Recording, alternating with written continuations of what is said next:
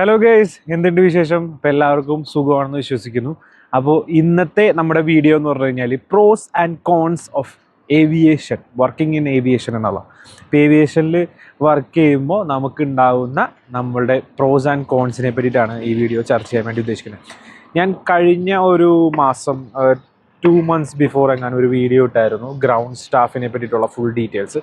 ഇപ്പോൾ നമ്മൾ പലരിലും വിചാരിച്ചേക്കുന്നത് ഒരു ഗ്രൗണ്ട് സ്റ്റാഫ് എന്ന് പറയുന്നത് പാസഞ്ചർ സർവീസ് ടീമാണ്, അല്ലെങ്കിൽ അതുപോലെ തന്നെ പൈലറ്റ്സും പിന്നെ എന്താ പറയുക എയർ ഹോസ്റ്റസും മാത്രമേ ഉള്ളൂ ഏവിയേഷൻ ഫീൽഡിൽ നിന്നാണ്. പക്ഷെ അതല്ല, ഒരുപാട് ജോബ്സ് ഉണ്ട്. ഇപ്പോൾ ലോഡ് കൺട്രോൾ ആയാലും, ടേൺ അറൗണ്ട് കോർഡിനേറ്റർ ആയാലും, എക്യുപ്മെൻറ്റ് ഓപ്പറേറ്റേഴ്സ്, പിന്നെ അതുപോലെ തന്നെ loading unloading teams, catering departments, പിന്നെ ഫ്ലൈറ്റ് ഡിസ്പാച്ചേഴ്സ്, അങ്ങനത്തെ ഒരുപാട് ആൾക്കാർ, ഓപ്പറേഷൻസ് ഡിപ്പാർട്ട്മെൻറ്റിൽ വരുന്ന, OCCയിൽ വരുന്ന ആൾക്കാർ, അങ്ങനത്തെ ഒരുപാട് വർക്കിംഗ് കരിയേഴ്സ് ഉള്ള ഒരു ഫീൽഡാണ് ഏവിയേഷൻ എന്ന് പറയുന്നത്.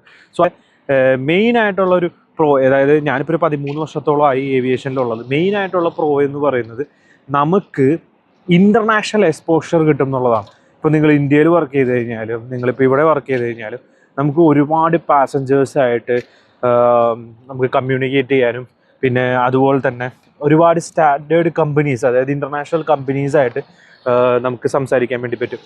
പിന്നെ ഒരു ഗവൺമെൻറ് ഏജൻസീസ് ആയാലും പല പല കൺട്രിയിൽ, ഇപ്പോൾ എസ്പെഷ്യലി ഫോർ ഗൾഫ് സെക്ടേഴ്സൊക്കെ ആണെന്നുണ്ടെങ്കിൽ നമുക്ക് ഒരുപാട് നാഷണാലിറ്റീസിനെ കാണാൻ വേണ്ടി പറ്റും. പിന്നെ ഒരുപാട് നാഷണാലിറ്റീസായിട്ട് സംസാരിക്കാൻ വേണ്ടി പറ്റും.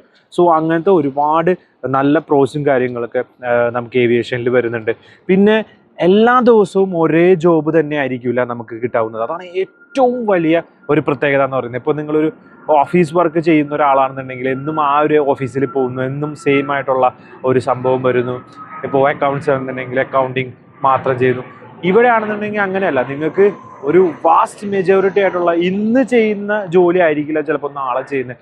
ഒരുപാട് തരത്തിലുള്ള ലൊക്കേഷൻസ് കിട്ടും. പിന്നെ ഒരുപാട് തരത്തിലുള്ള ഓരോ ദിവസവും നിങ്ങൾക്ക് വ്യത്യാസമായിട്ടുള്ള കസ്റ്റമേഴ്സിൻ്റെ ഫീഡ്ബാക്ക് മാത്രമല്ല നിങ്ങൾക്ക് കിട്ടുന്നത്. കസ്റ്റമേഴ്സ് മാത്രമല്ല നിങ്ങൾക്ക് കിട്ടുന്നത്, ഓരോ ദിവസവും നിങ്ങൾക്ക് ചലഞ്ചിങ് ആയിട്ടും. സോ ചലഞ്ചിങ് ഇഷ്ടപ്പെടുന്ന ഒരാൾക്ക് ഇഷ്ടപ്പെടുന്ന ഒരു ഫീൽഡായിരിക്കാം. പിന്നെ അതിൻ്റേതായ ബുദ്ധിമുട്ടും കാര്യങ്ങളുണ്ട്, അത് ഞാൻ പഴയ വരാം. ഓക്കെ, അപ്പോൾ ചലഞ്ചിങ് ഇഷ്ടപ്പെടുന്നവർക്ക് ഏവിയേഷൻ തിരഞ്ഞെടുക്കാം.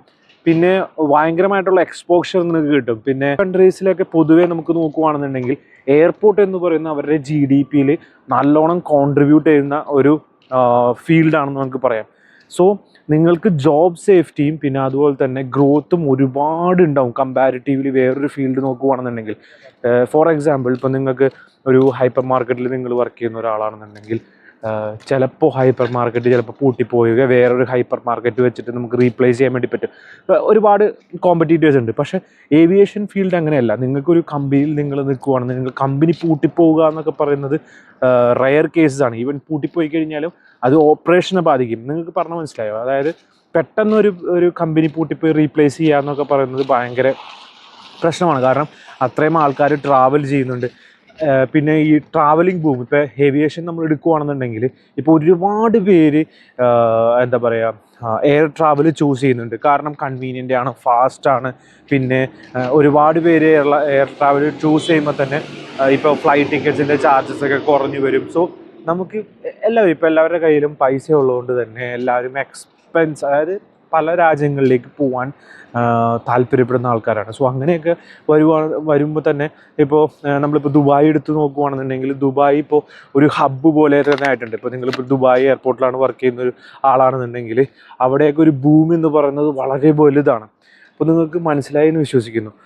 അപ്പോൾ ഞാൻ പറഞ്ഞു എന്ന് പറഞ്ഞു കഴിഞ്ഞാൽ നിങ്ങളുടെ ഫ്യൂച്ചർ നിങ്ങൾക്ക് സേഫ് ആക്കാം. അതായത് ഇപ്പോൾ ഫോർ എക്സാമ്പിൾ ഒരു AI കൊണ്ട് റീപ്ലേസ് ചെയ്യാൻ പറ്റിയ ഒരു ഫീൽഡല്ല ഏവിയേഷൻ എന്ന് പറയുന്നത്. കാരണം ഫിസിക്കലി നമുക്ക് വേണ്ടി വരുന്ന ഒരുപാട് സംഭവങ്ങൾ ഏവിയേഷനിലുള്ളത് കൊണ്ട് നമ്മുടെ ഫ്യൂച്ചർ എപ്പോഴും ബ്രൈറ്റ് ആയിരിക്കും. പിന്നെ ജോബ് സെക്യൂരിറ്റി ഒക്കെ നോക്കുകയാണെന്നുണ്ടെങ്കിൽ ഇപ്പോൾ നിങ്ങളുടെ ജോബ് പോയി കഴിഞ്ഞാലും നിങ്ങൾക്ക് വേറൊരു എയർപോർട്ടിൽ കിട്ടുന്നത് എൻ്റെ ഒരു റേറ്റ് നോക്കുകയാണെന്നുണ്ടെങ്കിൽ ഉണ്ടെന്നുണ്ടെങ്കിൽ അത് പെട്ടെന്ന് തന്നെ നിങ്ങൾക്ക് കിട്ടും. കാരണം എക്സ്പീരിയൻസ് നിങ്ങൾ ഏൺ ചെയ്ത് കഴിഞ്ഞാൽ നിങ്ങൾക്ക് ഒരുപാട് എയർപോർട്ട്സിലും വേക്കൻസികളുണ്ട്. ഇപ്പോൾ എസ്പെഷ്യലി നമ്മൾ ഇന്ത്യയിൽ നോക്കുകയാണെന്നുണ്ടെങ്കിൽ നിങ്ങൾക്ക് ഇന്ത്യയിൽ തന്നെ അറിയാം ദൂരം എയർപോർട്ട്സാണ് ഇന്ത്യയിലുള്ളത്.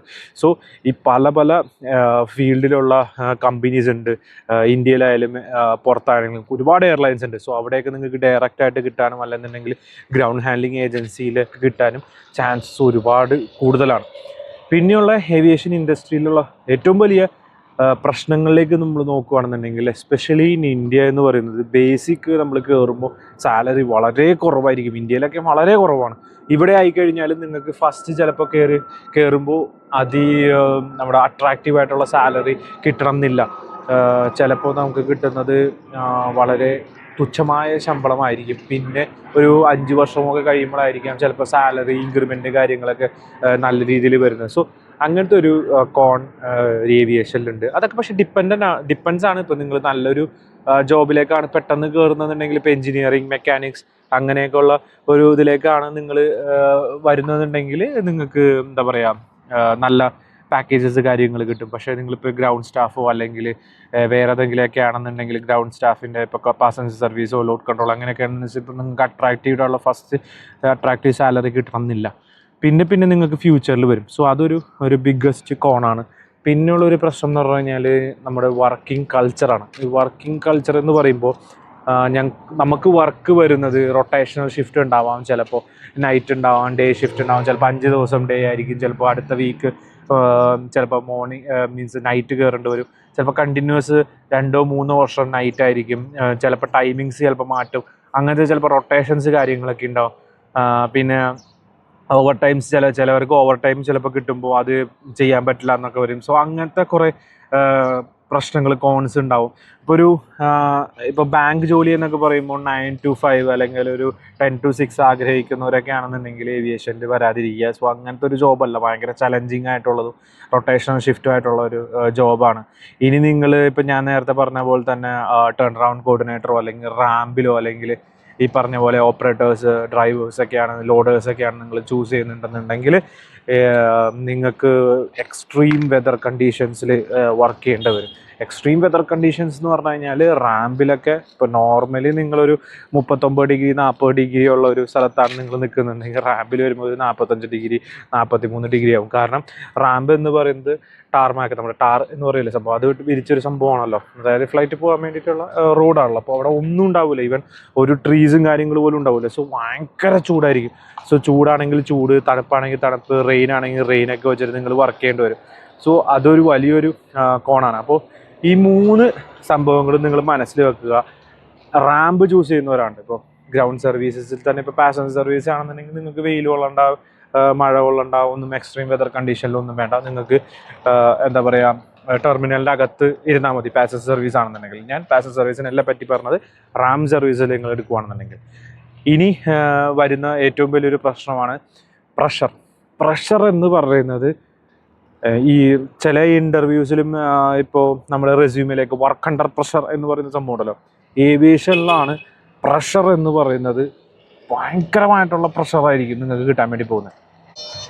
കാരണം ഞാൻ നേരത്തെ പറഞ്ഞില്ലേ, നിങ്ങൾ ഒരു കമ്പനി മാത്രമായിട്ടല്ല നിങ്ങൾ സംസാരിക്കാൻ വേണ്ടിയത്. പല പല ആൾക്കാരുണ്ടാവും, പല തരത്തിൽ വന്ന ആൾക്കാരുണ്ടാവും. സോ അവരുടെ സ്വഭാവങ്ങൾ കാര്യങ്ങളൊന്നും നമുക്ക് പറയാൻ വേണ്ടി പറ്റില്ല എങ്ങനെയൊക്കെയാണുള്ളത്. പിന്നെ ഓരോ ദിവസവും വ്യത്യസ്തമായിരിക്കാം. ചിലപ്പോൾ നിങ്ങൾക്ക് കിട്ടുന്ന ഒരു ദിവസം ഒരു ഫ്ലൈറ്റ് ആയിരിക്കില്ല, ചിലപ്പോൾ 5 ഫ്ലൈറ്റോ 6 ഫ്ലൈറ്റോ നിങ്ങൾക്ക് കിട്ടാം. 6 ഫ്ലൈറ്റിന് ഓൺ ടൈം വിടുക. പിന്നെ അതുപോലെ തന്നെ ഈ 6 ഫ്ലൈറ്റിൽ നിങ്ങൾ ചെയ്യുമ്പോൾ പല പല പ്രൊസീജിയേഴ്സ് ആയിരിക്കും. ഇപ്പോൾ നിങ്ങളൊരു ബാങ്ക്, ഇപ്പോൾ ഒരു HDFC ബാങ്കിലോ, അല്ലെങ്കിൽ ഞാൻ ബാങ്ക് എന്ന് പറയുന്നത് അതൊരു പെട്ടെന്ന് എടുക്കാൻ വേണ്ടിയിട്ടൊരു സംഭവത്തിലാണ്. ഇപ്പോൾ ബാങ്കിൽ നിങ്ങൾ നോക്കുകയാണെന്നുണ്ടെങ്കിൽ ആ ബാങ്കിൻ്റേതായിട്ടുള്ള പ്രൊസീജിയേഴ്സ് മാത്രം നിങ്ങൾക്ക് പഠിച്ചാൽ മതി. പക്ഷേ നിങ്ങളൊരു ഇപ്പോൾ ഒരു ഓപ്പറേഷൻസ് ടേൺ റൗണ്ട് കോർഡിനേറ്ററോ അല്ലെങ്കിൽ വേറെ ഈ പറഞ്ഞ ഗ്രൗണ്ട് ഹാൻഡ്ലിംഗ് ഏജൻസീസിലൊക്കെ വർക്ക് ചെയ്യുന്ന ഒരാളാണെന്നുണ്ടെങ്കിൽ നിങ്ങൾ ഒരുപാട് കമ്പനീസായിട്ട് വർക്ക് ചെയ്യേണ്ടി വരും. സോ അപ്പോൾ ഒരു ദിവസം നിങ്ങൾ 5 എയർലൈൻ, ഡിഫറെൻറ്റ് 5 എയർലൈനുള്ള 5 എയർക്രാഫ്റ്റ് ആണെങ്കിൽ 5 എയർലൈൻസിലും 5 വ്യത്യസ്തമായിട്ടുള്ള സംഭവങ്ങളായിരിക്കും അവർ ചെയ്യുന്നത്. അവരുടെ സ്റ്റാൻഡേർഡ് ഓപ്പറേഷൻ പ്രൊസീജിയേഴ്സൊക്കെ വ്യത്യാസം ഉണ്ടാവും. സോ ഈ 5 പേരെ നമ്മൾ കാണപ്പെടാൻ പഠിക്കേണ്ടി വരും, അറിഞ്ഞിരിക്കേണ്ടി വരും. സോ നിങ്ങൾക്ക് പറഞ്ഞത് മനസ്സിലായോ? അതായത് നമ്മളിപ്പോൾ ഒരു ഗ്രൗണ്ട് ഹാൻഡ്ലിംഗ് ഏജൻസിയിലൊക്കെ വർക്ക് ചെയ്യുമ്പോൾ നമ്മളുടെ വർക്കിംഗ് സ്റ്റൈൽ എന്ന് പറയുന്നത് ഭയങ്കര പ്രഷറൈസ്ഡ് ആയിട്ടുള്ള സംഭവമായിരിക്കും. പിന്നെ ടെക്നിക്കൽ ആസ്പെക്ട്സ് ഒക്കെ ചിലപ്പോൾ 3-4 കമ്പനിയിൽ വർക്ക് ചെയ്യുന്ന 4 കമ്പനിയിലും വ്യത്യസ്തമായിട്ടിരിക്കാം. സോ വ്യത്യസ്തമായിട്ടുള്ള വർക്ക് കൾച്ചേഴ്സ് ഉണ്ടാവും, വ്യത്യസ്തമായിട്ടുള്ള ആൾക്കാരുണ്ടാവും, ഡിഫറൻസ് ആയിട്ടുള്ള ഓപ്പറേഷൻസ് പ്രൊസീജിയേഴ്സ് ഉണ്ടാവും. സോ ഇതൊക്കെ നമുക്ക് പഠിക്കാൻ വേണ്ടി പറ്റും. സോ ഇതൊക്കെയാണ് ഏവിയേഷൻ ഫീൽഡിൽ നമ്മളിപ്പോൾ 10-12 വർഷമായിട്ട് ഞാൻ എസ്പെഷ്യലി നമ്മൾ അനുഭവിച്ചുകൊണ്ടിരിക്കുന്നത്. പിന്നെ ഏറ്റവും വലിയൊരു പ്രശ്നമാണ് നമുക്ക് സാലറി കമ്പാരിറ്റീവ്ലി എത്ര വർഷം കഴിഞ്ഞാലും ചിലപ്പോൾ കുറവായിരിക്കാൻ വരുന്നത്. ആ ഒരു എന്തൂസിയാസം എപ്പോഴും ഉണ്ടാവണം ഏവിയേഷനിൽ, അല്ലാന്നുണ്ടെങ്കിൽ നിങ്ങൾക്ക് ഒരിക്കലും വർക്ക് ചെയ്യാൻ വേണ്ടി പറ്റില്ല. ഇപ്പോൾ നിങ്ങൾക്ക് ഫസ്റ്റ് തന്നെ ഒരുപാട് ഭയങ്കരമായിട്ടുള്ള അട്രാക്റ്റീവ് സാലറി കിട്ടണം എന്ന് പറഞ്ഞു കഴിഞ്ഞാൽ ചിലപ്പോൾ ഏവിയേഷനിൽ കിട്ടണമെന്നില്ല. പിന്നെ ഈ സാലറിയൊക്കെ ഇവഞ്ച്വലി നിങ്ങൾ സ്കിൽസ് ഗെയിൻ ചെയ്യുമ്പോഴാണ് ഈ ഏവിയേഷനിൽ നിങ്ങൾക്ക് സാലറി വരുന്നത്. പിന്നെ ഗ്രോത്ത് ഉണ്ടാവും. ഇപ്പോൾ IJP പോലത്തെ പ്രോഗ്രാംസ് കാര്യങ്ങളൊക്കെ, IJP എന്ന് പറഞ്ഞാൽ ഇൻറ്റേർണൽ ജോബ് പ്രോഗ്രാംസ് കാര്യങ്ങളൊക്കെ ഉണ്ടാവും. സോ നിങ്ങൾക്ക് ഇൻറ്റേർണലി ആയിട്ട് നിങ്ങൾക്ക് മാറാൻ പറ്റും. നിങ്ങൾക്ക് സ്കില്ലുണ്ടെന്നുണ്ടെങ്കിൽ ഇപ്പോൾ ഫോർ എക്സാമ്പിൾ നിങ്ങൾ പാസഞ്ചർ സർവീസിൽ ഒരാളാണ്. ഓക്കെ, പാസഞ്ചർ സർവീസിൽ നിങ്ങൾക്ക് ടേൺ അറൗണ്ട് കോർഡിനേറ്റർ ആവണം, അല്ലെങ്കിൽ ലോഡ് കൺട്രോളർ ആവണം. നിങ്ങൾക്ക് ലോഡ് കൺട്രോളർ ലൈസൻസ് പ്രീവിയസ് ഉണ്ടായിട്ടുണ്ടെന്നുണ്ടെങ്കിൽ ഇപ്പോൾ IJP വരുന്ന ഒരു സംഭവമൊക്കെയാണ്. ഇപ്പോൾ നിങ്ങൾ എന്താ പറയുക എയർലൈൻസിലൊക്കെയാണ് വർക്ക് ചെയ്യുന്നുണ്ടെങ്കിൽ IJP ഒരിടുമ്പോൾ നിങ്ങൾക്ക് അപ്ലൈ ചെയ്ത് കഴിഞ്ഞാൽ നമുക്ക് മേലേക്കുള്ള പൊസിഷനിലേക്ക് നമുക്ക് പോകാൻ വേണ്ടി പറ്റും. പിന്നെ അതുപോലെ തന്നെ സേഫ്റ്റി ഡിപ്പാർട്ട്മെൻറ്റിലേക്ക് അല്ലെങ്കിൽ വേറെ ടെക്നിക്കൽ സൈഡ്സുള്ള ഡിപ്പാർട്ട്മെൻറ്റിലേക്കൊക്കെ നിങ്ങൾക്ക് സ്കില്ലുണ്ടെന്ന് നിങ്ങൾക്ക് ചാടാൻ വേണ്ടി പറ്റും. സോ ഗ്രോത്ത് എന്ന് പറയുന്നത് ഒരു ഓഷ്യൻ പോലെയാണ് ഏവിയേഷനിൽ. നമുക്ക് നല്ല രീതിയിൽ ഗ്രോത്ത് ഉണ്ടാവും. പക്ഷേ അതിൻ്റെ ഉള്ള ഏറ്റവും വലിയ പ്രശ്നം എന്ന് പറഞ്ഞു കഴിഞ്ഞാൽ starting salary may be a little bit low, but still you have a hope, means you will get a great job or great job offer in the future എന്ന് പറയുന്ന സംഭവം ഈ ഏവിയേഷനിലുണ്ട്. പിന്നെ ഭയങ്കരമായിട്ട് ഓടി നടന്ന് പണിയെടുക്കേണ്ടി വരും കേട്ടോ ഏവിയേഷനിൽ. മറ്റേ ഇരുന്നുള്ള ഒരു ജോബ് പോലെ ആയിരിക്കില്ല. പാസഞ്ചർ സർവീസ് അല്ല ഞാൻ പറയുന്നത്, റാമ്പിലേക്ക് എടുക്കുകയാണെന്നുണ്ടെങ്കിൽ ഓടി നടന്ന് അലഞ്ഞ് ജോലി എടുക്കേണ്ടി വരും. അപ്പോൾ നല്ലോണം 80 കിലോ 100 കിലോകളൊക്കെ ആരാണെന്നുണ്ടെങ്കിൽ ഒരു 20 കിലോ 30 കിലോ ഒക്കെ ഭയങ്കരമായിട്ട് ലോസ് ചെയ്യും. സോ ഭയങ്കരമായിട്ട് എനർജിക്കായിട്ട് ചാടി നിൽക്കുക എന്ന് പറയില്ല, അങ്ങനത്തെ ഉള്ളവർക്കൊക്കെ പറ്റിയൊരു ജോലി തന്നെയാണിത്. ഭയങ്കരമായിട്ട് അങ്ങോട്ടും ഇങ്ങോട്ട് കിടന്ന് ഓടുക, വെറുതെ ഓടുക അല്ല കേട്ടോ, ഈ പറഞ്ഞ പോലെ ജോലിക്ക് വേണ്ടിയിട്ട്. അത് ഇരുന്നുള്ളൊരു ജോബല്ല ഏവിയേഷനിൽ റാം സർവീസസ് എന്ന് പറയുന്നത്.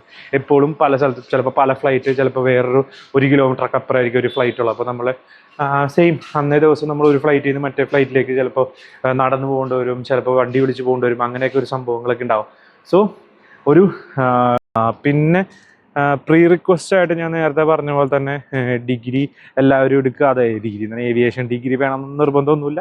ഏവിയേഷൻ ഡിഗ്രി ഉണ്ടെന്നുണ്ടെങ്കിൽ കുറച്ചും കൂടി ബെനിഫിറ്റ്സ് കിട്ടുന്നൊക്കെ പലവരും വിചാരിച്ച് വെക്കുന്നുണ്ട്. പക്ഷെ അങ്ങനെയൊന്നുമില്ല, എല്ലാവർക്കും ഈക്വലൻ്റ് ആയിട്ടുള്ള സംഭവം തന്നെയാണ്. പിന്നെ ഈ ജോബ് ആദ്യം തന്നെ കിട്ടാൻ വേണ്ടിയിട്ട് ഏവിയേഷനിൽ തന്നെയാണ് നിങ്ങൾക്ക് വേണ്ടത്. നിങ്ങൾ ഏവിയേഷൻ തന്നെ മതിയെന്ന് വിചാരിക്കുന്നവരാണെന്നുണ്ടെങ്കിൽ go for the BBA in aviation or something by ഹോസ്പിറ്റാലിറ്റിയോ അങ്ങനെ എന്തെങ്കിലും എടുക്കുക. സോ ഇത്രയൊക്കെ ഉള്ളൂ video. Bye bye on the next video. See you again.